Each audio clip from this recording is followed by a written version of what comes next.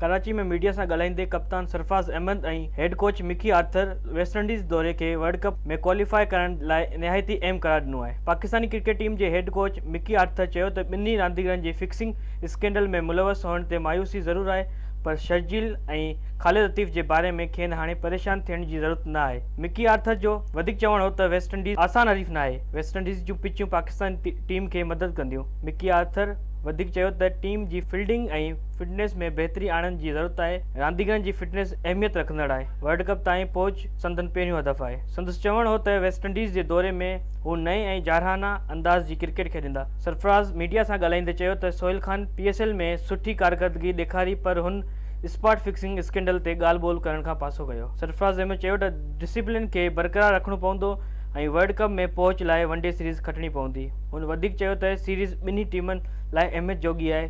West Indies जे दौरे जे हवाले सां संदन सुठी तयारी आहे।